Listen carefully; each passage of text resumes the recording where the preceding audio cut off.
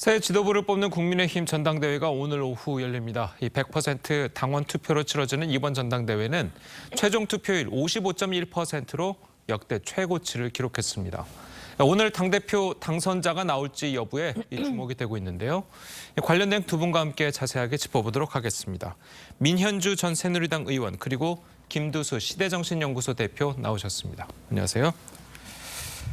자, 역대급 투표율을 두고 이 당권 주자들은 저마다 유리한 해석들을 내놓고 있습니다. 김기현 후보 이야기부터 들어보시겠습니다.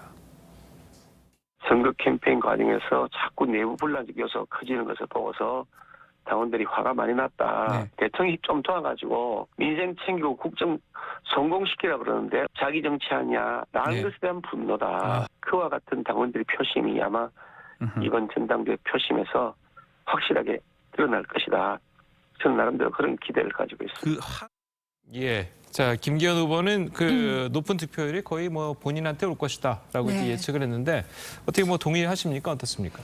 이게 사실 아직 투표는 끝났지만요. 결과를 앞두고 있는 상황에서 좀 말하기 조심스럽긴 하지만 저는 이제 두 가지 요인에서 이번에 과반 투표로 김기현 후보가 좀 정리가 되지 않을까 오늘 오후 결과에서는 이렇게 보는데요.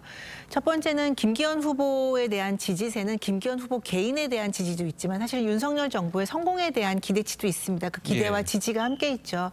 물론 저희가 당원 수가 지난 한 3년 동안 굉장히 급증을 했고 그래서 그 당원들의 성향도 굉장히 다양해질 수 있다. 그래서 특히 투표율이 높아진 상황에서는 그 다양한 성향의 당원들이 어디에 투표할지는 좀 지켜봐야 된다라는 그런 신중한 견해도 있지만 지금이 정권 초반이고 윤석열 정부에 대한 강한 힘을 실어줘야 된다는 이런 기조가 있는 상황에서 당원들이 그래도 윤석열 정부와 같이 손을 잡고 있고 그리고 지지를 받고 있다라고 하는 김기현 후보에게 몰릴 가능성이 있고요.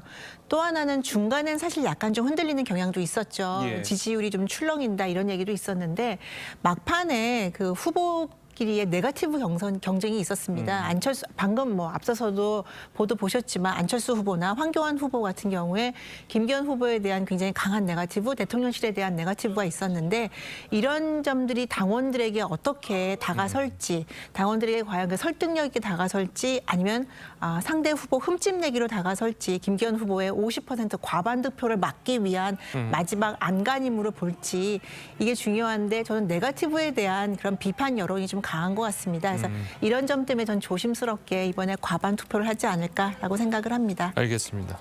자, 만약에 과반이 안 넘는다는 예측도 나올 수 있잖아요. 만약 과반이 안 넘는다면 1, 2위가 결선에 오르게 되는데 김기현 후보가 만약에 올라간다고 예상을 한다면 나머지 한 후보는 누가 될까요? 지금까지 여론조사 추이로 보면 그냥 여론조사가 사실 당원들의 여론조사는 아니지만 안철수 후보가 좀 유리해 보이고 또 전직 당대표를 했던 이준석 대표 입장에서 보면 천하람 후보가 100% 올라갈 것이다 이렇게 이야기하니까 과연 이제 2030의 표에 결집이 있느냐 이제 이런 여부를 봐야 될 것 같은데요. 간전하는 사람의 입장에서는 결선이 있어야 재밌고 이 결선 부분은 생각한다면 아예 그냥 3월 12일 날 전당대회를 여는 게 맞는데 만약 오늘 뽑힌 이제 최고위원이나 청년위원장 같은 경우는 오늘 뽑혀버리거든요. 그럼 만약에 오늘 이게 그 당선자가 결정이 안 나면 4, 5일 일정도 못 잡고 그런 측면에서 보면 사실은 오늘 정도가 아니라 뒤에 있다면 오히려 당대표가 당선되고 나서 현충원도 가고 이렇게 일정들을 하고 해도 되는데 이렇게 이제 3월 8일로 잡으니까 조금 만약에 이게 이 전당대회 이벤트가 약간의 이 마지막 꽃을 피워야 되는데 다시 또 한 5일 연기된다면 그런 점에서는 좀 앞으로 이런 기획을 하는 데서도 이걸 고려해야 되지 않느냐 이런 생각이 듭니다. 알겠습니다. 자, 말씀하신 것처럼 이제 안철수와 황교안 후보는 투표 마지막 날이었던 어제 김기현 후보에 대한 공동 대응에 나섰습니다. 발언 듣고 오시겠습니다. 김기현 후보는 이 두 사건에 대한 책임을 지고 즉각 사퇴해야 합니다. 이미 김기현 후보는 국민의 힘을 대표할 자격을 상실했습니다. 즉각 사퇴해서 대통령의 정치적 부담을 덜어드려야 합니다. 정말 상상하기 있을 수 없는 일이 현실에서 일어났습니다. 이번 전당대회가 끝나더라도 반드시 이 일에 대해서 원인을 규명하고 대표가 만약에 되더라도 물러나야 된다. 그래서 비대위 체제로 가야 된다. 그런 뜻에서 저희와 같은 뜻을 가지고 있다고 저는 생각합니다. 예, 아까 말씀하신 것처럼 이제 저게 일종의 네거티브냐 아니냐 네. 두고는 이제 판단의 여지가 좀 남아 있을 것 같지만 그래도 이제 안철수 후보와 황교안 후보가 약간 공동 대응하는 모습은 네. 앞으로 있을 예를 들어서 있을 결선 투표에서 연대를 할 가능성이 많다. 자, 이렇게 보는 시각도 있거든요.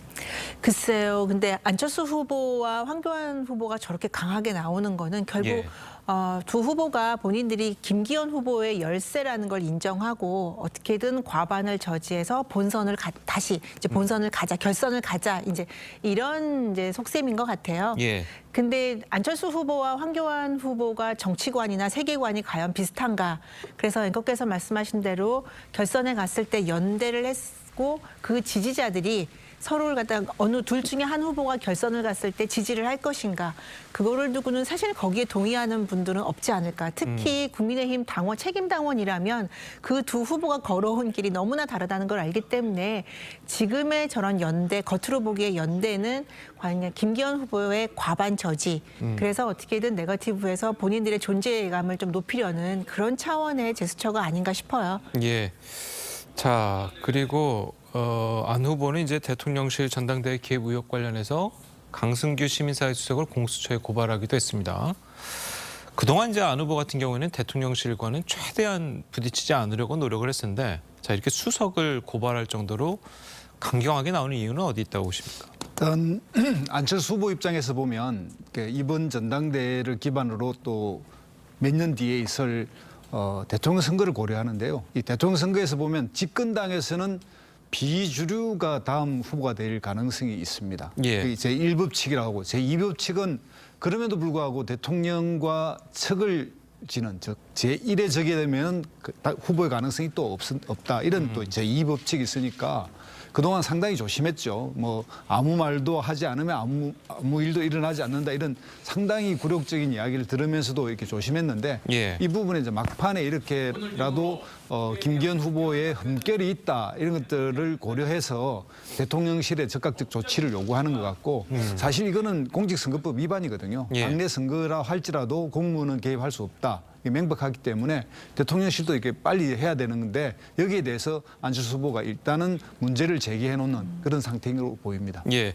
자, 그래도 이게 대통령실 같은 경우는 이제 공직선거법 관련해서는 당내 대표 선거는 공직이 아니기 때문에 네. 공직선거법과는 저촉되지 않는다라는 입장인 것 같고 또 여러 가지 다른 측면에서도 이제 위법될 상황은 아닌 것 같다라고 이제 이야기가 나오는데 어떻게 보십니까?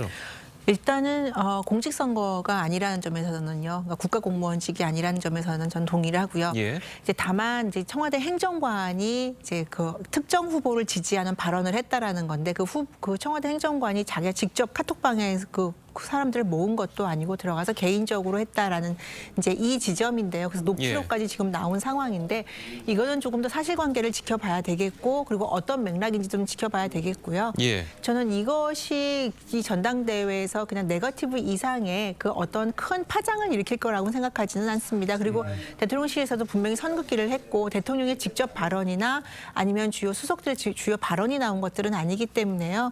그래서 이것이 전당대회와 함께 좀 잘 마무리가 되지 않을까라고 저는 조심스럽게 전망해 봅니다. 알겠습니다.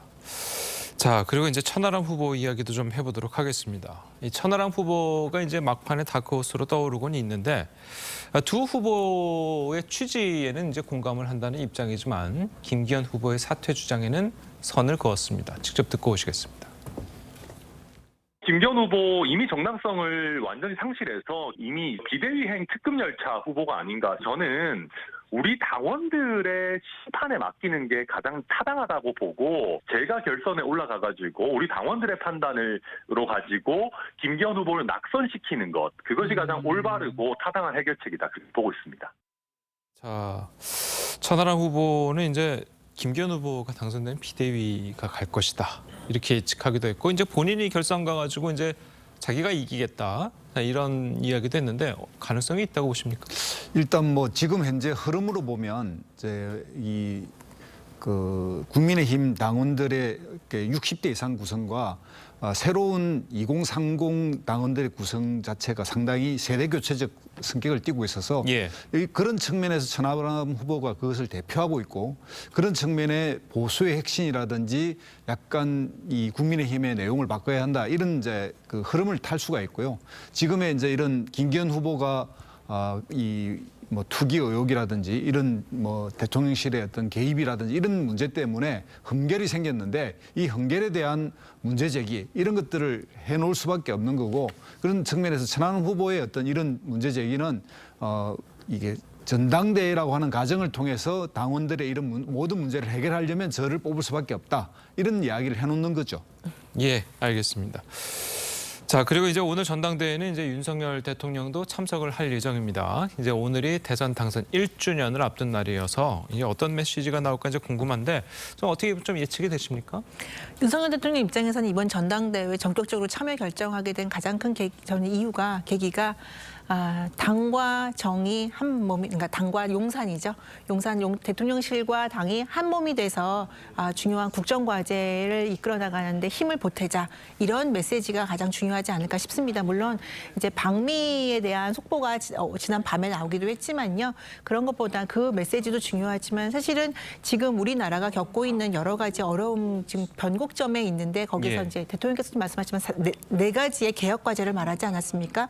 그러기 위해서는 야당의 협조도 물론 중요하지만 당에서 얼마만큼의 지원을 해주는지, 정책적, 정무적으로 지지를 해주는지가 굉장히 중요한 힘인데요. 이 부분에서 한 목소리를 내고 어려운 길이지만 이 개혁의 길을 함께 가자, 그 메시지를 낼 것 같고, 이번 전당대회에서 당선된 당 대표 또는 최고위원들도 여기에 힘을 함께 실자, 전당원들 80만 명이 넘는 당원들과 함께 힘을 실자, 이 부분의 메시지가 좀 강조되지 않을까 싶습니다. 예, 알겠습니다. 자, 오늘 두 분 말씀은 여기까지 듣겠습니다. 잘 들었습니다. 고맙습니다.